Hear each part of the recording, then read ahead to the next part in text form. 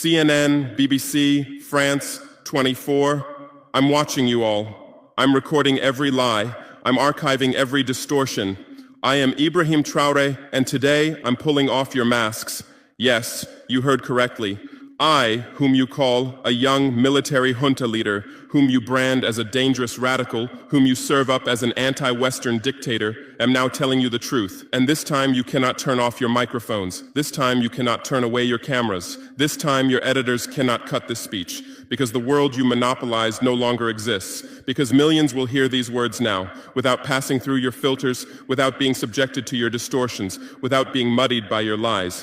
I am 34 years old. Every day of my life, I grew up with your lies. As a child, I would watch Africa on television. Always the same images. Children with flies, dry lands, weapons, death. This is Africa, they told us. This is what Africa is. And we believed it. We were ashamed of ourselves. We were ashamed of our own lands, of our own people. But then I grew up. I read, I researched, I questioned, and I understood that the Africa you showed us wasn't real. The story you told us was a lie. The fate you imposed on us was a script you had written. For years, how have you portrayed Africa? How have you shown it? How have you sold it to your viewers? As if we were creatures who had no share of humanity, as if we were savages left outside of civilization, as if we were wretches waiting for you to save us. Every day, every hour, every minute, the same story plays on your screens.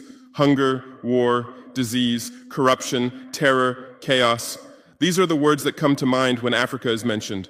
In your Africa dictionary, there are no other words. No hope, no success, no development, no resistance, no honor, no pride, no victory. So I ask you, New York Times, Washington Post, Guardian, Le Monde, have you ever made Africa's successes your headlines? How many times have you written about Rwanda's technology miracle? How many times have you shown Ethiopia's reforestation project? How many times have you praised Botswana's democratic success? How many times have you described Kenya's entrepreneurial ecosystem? No, because these don't fit your scenario. Your Africa cannot be successful. It cannot, because then how will you legitimize your exploitation? If it's not in need of help, how will you intervene? If it's not backward, how will you look down on it? Have you ever asked yourselves, has any editor sitting at their desk, any news director in a meeting, any columnist at their keyboard ever thought, why are the people of the world's richest lands poor? Here are the numbers for you, real numbers. Africa owns 70% of the world's cobalt reserves. Your cell phone, your computer, your electric car won't work without cobalt. This cobalt comes from Congo, but Congolese can't afford cell phones. Africa owns 90% of the world's platinum reserves. Catalytic converters, electronic devices, medical implants, they all need platinum. This platinum comes from South Africa, but South Africans are crushed by unemployment. Africa provides 30% of the world's gold production. Mali, Burkina Faso, Ghana, Tanzania. Gold flows like rivers from our lands. But our people swim in poverty. Africa supplies 65% of the world's diamond production.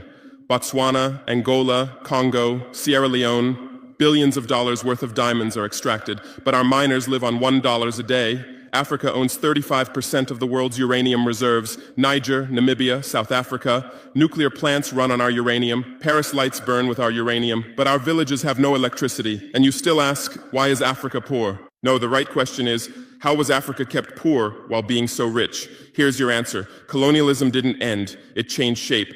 You used to come and occupy our lands. Now you come and establish companies. You used to take by force. Now you make agreements. You used to rule with the whip. Now you rule with credit. Let me give you concrete examples. With numbers, names, dates, but you'll never write about these. Glencore, Swiss-based mining giant, extracting cobalt in Congo. 2022 revenue, $256 billion. Tax paid to Congo, $500 million. That's 0.2%. Is this justice? Rio Tinto, British-Australian mining giant, extracting bauxite in Guinea, 20 million tons annually. What's left for Guinea? Environmental pollution and cancer. Total, now Total Energies, French oil giant, extracting oil in Angola, Nigeria, Congo. 2022, profit, $36 billion investment in Africa, dirty pipelines, Anglo-American, founded in South Africa but now in London. Diamonds, platinum, iron, taking everything. What it left in South Africa, 6 million unemployed miners. And these are just the tip of the iceberg. What about the invisible, the secret deals, the offshore accounts, the transfer pricing tricks? Every year, $88 billion in illegal money flows out of Africa. Who writes about this? Every year, $45 billion in aid comes to Africa. Everyone writes about this, but no one says Africa is not the continent receiving aid, it's the continent giving aid.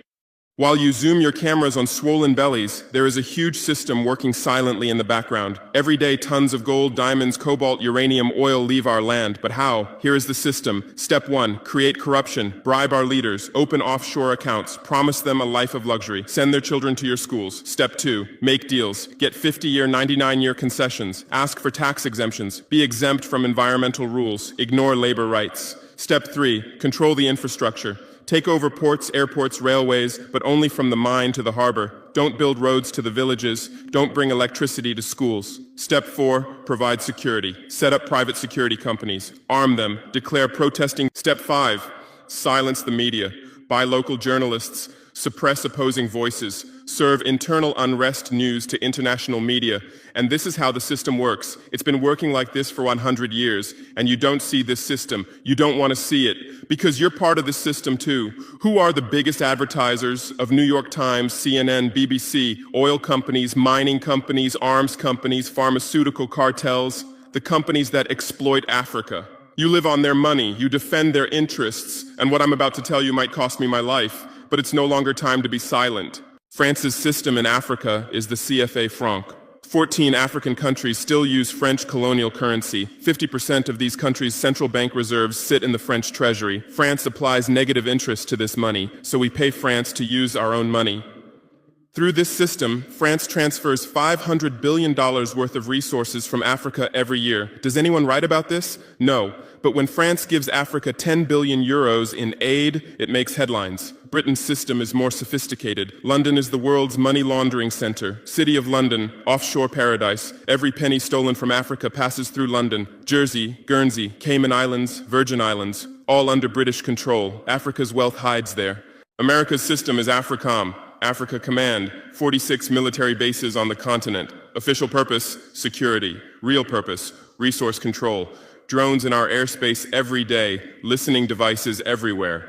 They say fighting terrorism, but it's not terrorists. It's people's leaders who are targeted. China is the new player, says win-win, builds infrastructure, gives credit, but in exchange for what? 99-year port concessions, mining rights, agricultural lands, debt-trap diplomacy, ask Sri Lanka, ask Zambia, and you write about none of this. Why? Because you're not free press. You're corporate press. Your bosses are billionaires. Jeff Bezos bought Washington Post. Why? For love of journalism? Rupert Murdoch's media empire, Fox News, Wall Street Journal, The Sun, The Times, all from the same hand, all giving the same message. West is good, others are bad. Carlos Slim is the largest shareholder of New York Times, Mexican billionaire. Where's his wealth from? Monopolized telecommunications, got rich off Latin America's back, now controls America's most respected newspaper. And you claim to do independent journalism? Who are your editors? Which schools did they graduate from? Harvard, Yale, Oxford, Cambridge? Always the same elite schools, always the same worldview, always the same prejudices. How are your reporters selected? How many languages does your Africa correspondent speak? French, English, that's all. Swahili, Hausa, Yoruba, Amharic, they don't know. They can't talk to the people. Your sources are always the same. Western diplomats, NGOs, experts, and then you come and lecture us.